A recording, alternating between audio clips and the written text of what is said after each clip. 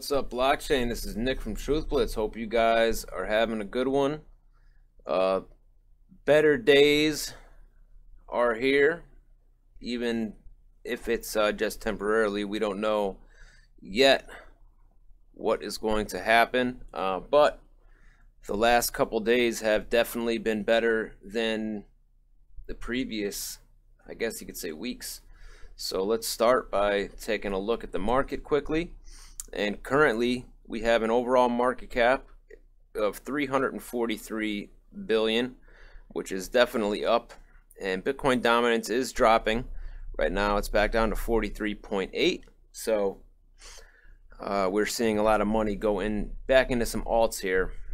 Currently Bitcoin is up to $8,890.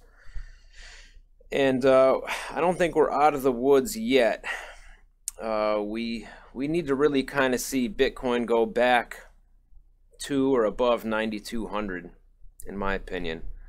And that's corroborated by others who actually analyze the charts and do technical analysis. But as you can see, we have a lot of green. So it's a good thing. We will continue to watch and see what happens. Now, I want to get into a couple quick articles. This one caught my eye. New survey shows around 26 million Americans own and 8% plan to buy cryptocurrencies. So a recent study on Americans and cryptocurrencies commissioned by Finder.com in February shows that 8%, or around 26 million of Americans, have purchased cryptocurrency. Finder's survey was answered by 2001 American adults using Pure Profile, a site that gives cash rewards to users that participate in its surveys. The survey found that out of the 92.05% of Americans that have not purchased crypto, almost 8% reported that they are planning on doing so in the future. According to the survey, men are more than double as likely as women to own cryptocurrency, 11.86% of all men to 4.27% of all women, as well as more likely to own crypto in terms of dollar value. Cryptocurrencies are disproportionately owned more by millennials as opposed to baby boomers. 17.2% of millennials and 2.24% of baby boomers reported having crypto holdings. A study from December of last year by Blockchain Capital also showed that millennials favor Bitcoin over traditional bank accounts. The survey also addressed the reasons why Americans are not buying cryptocurrencies. The majority of both men and women think there is no need or they are disinterested, while the least popular reason for both genders is there are too many fees. More than twice the amount of men as opposed to women consider crypto to be a bubble or scam, but both genders see it about equally too difficult to use and too complicated to understand. So there's some data here from the poll. I don't know when exactly they did this poll. Hopefully it was recently and not during the big run up to $20,000 Bitcoin, because that would mean, if it was done recently, that even though the market has seen a huge pullback from our highs, that means people are still optimistic and planning on getting into crypto.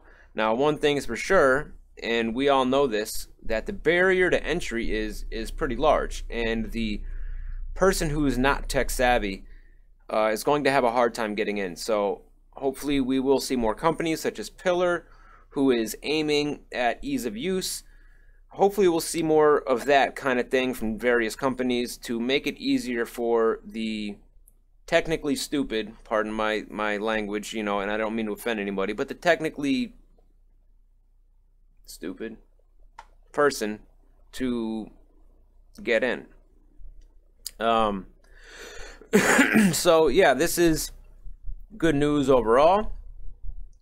It kind of backs up Cliff High's estimates on the population shift into crypto.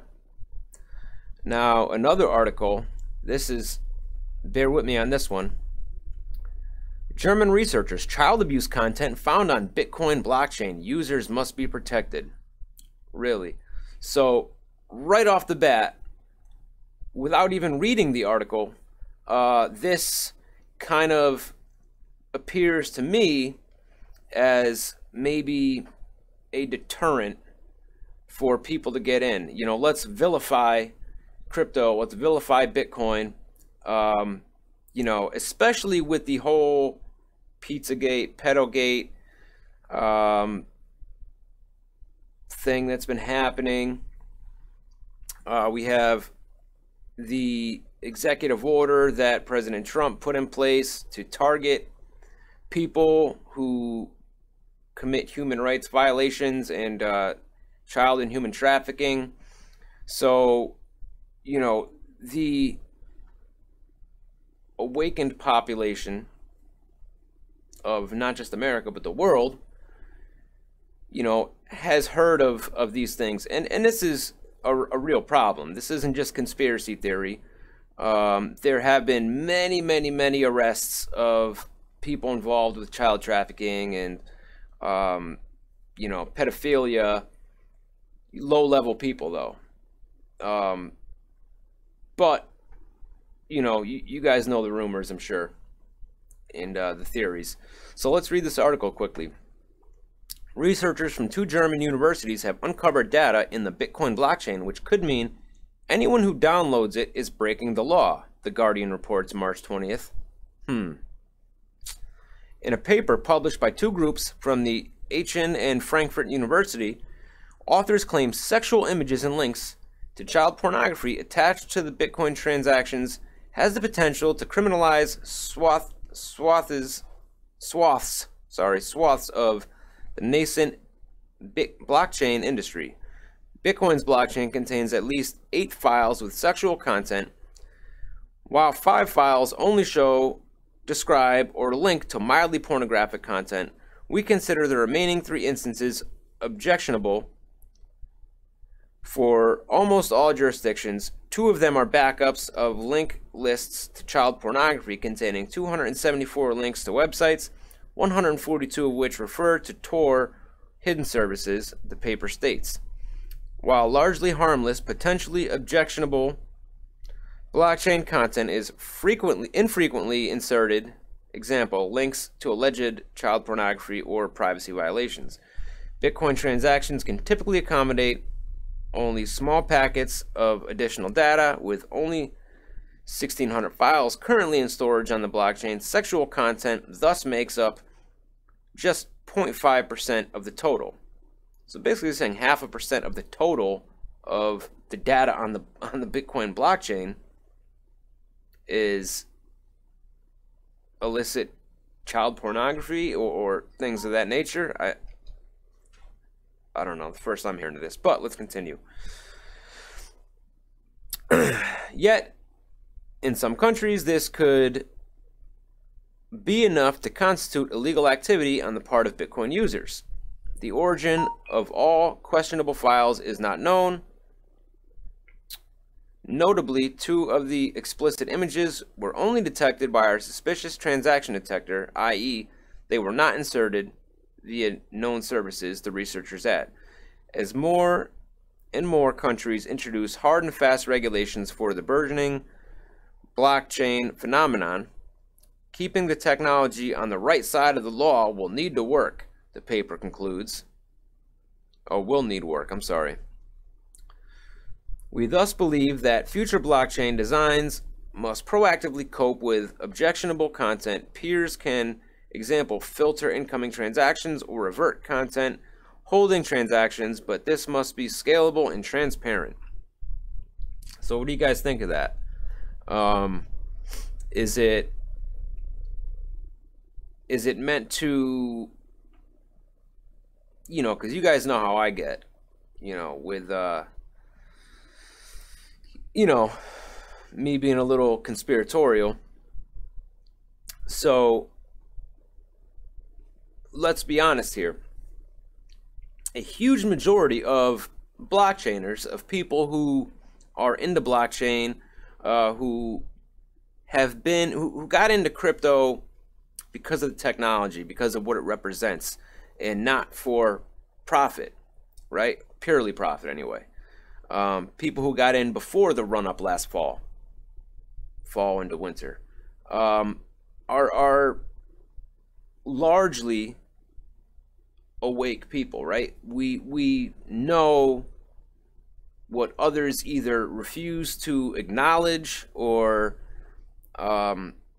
just, you know, don't know because they listen to, you know, mainstream media. They don't want to be awake. They put their heads in the sand. So, you know, most of us, or a large portion of us, are awake individuals. So these are the people who know what Pizzagate is, who maybe believe what Pizzagate is. And I'm just using Pizzagate, but the problem of human trafficking and pedophilia. So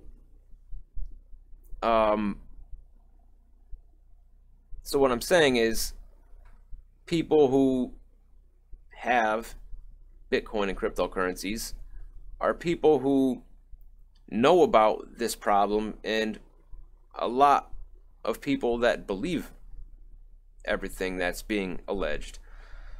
So then they come out with this paper,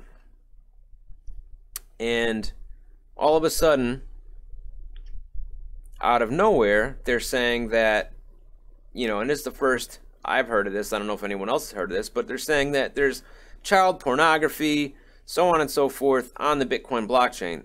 So, you know, one thing that pops into my head is, you know, are they trying to demonize us, the awake population, the ones who use Bitcoin and who own Bitcoin? You know, or maybe this is totally true, and, you know, it's, I really don't know. I mean, it caught my eye. You know, it almost seems like they are just trying to demonize Bitcoin, to steer people away from it. You know, they don't say anything about where this alleged child pornography came from, how long it's been there, or anything of that nature. But they're basically saying, if you use Bitcoin, there's a good chance you're going to end up with child porn on your computer and break the law. So what do you guys think about that? I mean, it's kind of crazy to hear something like this. You know, I don't know. I really don't know what to make of it. So let me know what you guys think.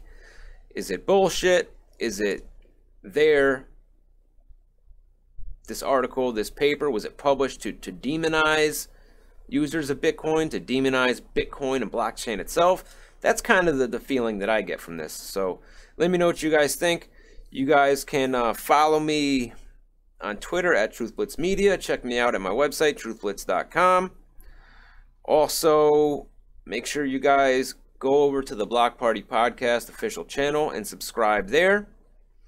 You know, we have been getting a few more people subscribed, so that's good, because sooner or later we're just going to be putting our podcast episodes on that channel and not our own. So make sure you guys are subbed over there, and you guys can also check out my non-crypto channel, and I will link that in the description, and there should be an icon right about now right on the screen. So other than that, guys, I hope you guys have a good one.